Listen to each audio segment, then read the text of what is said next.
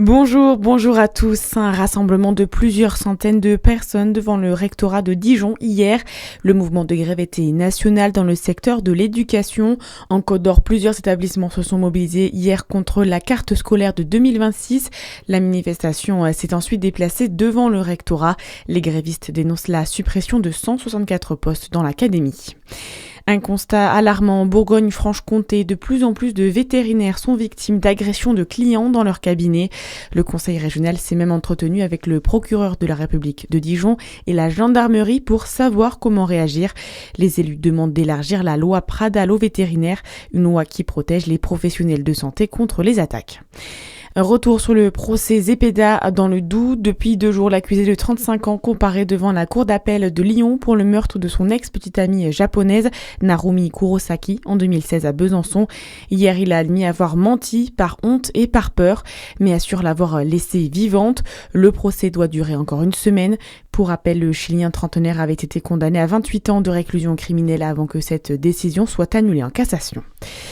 Favoriser les mobilités douces et durables, c'est l'objectif de l'association Au Jura Vélo. Elle profite des élections municipales pour mettre en avant ce message dans la commune de Saint-Claude. Les bénévoles sont inquiets des conséquences du tout-voiture sur l'environnement, mais aussi sur le porte-monnaie.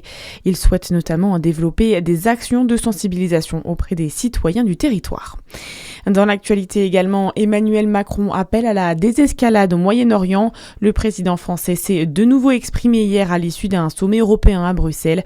Il a ainsi rappelé la position de la France dans le conflit. On l'écoute. Sur la question du détroit d'Ormuz, nous avons pu là aussi échanger. J'ai redit qu'une fois que la situation serait plus calme, la France était prête avec d'autres nations à prendre la responsabilité d'un système d'escorte de navires dans le détroit, dans le cadre d'une mission qui n'a pas vocation à être une action de vive force et qui devra faire l'objet d'échanges et d'une déconfliction avec l'Iran. Ceci implique d'associer tous les acteurs du secteur maritime, transporteurs comme assureurs. En revanche, nous ne participerons à aucune ouverture de force du détroit dans le contexte des opérations de guerre et des bombardements en cours. Les États du Golfe, eux, font face à de nouvelles frappes au Koweït ou encore aux Émirats arabes unis. Les autorités disent être sous la menace de missiles et de drones.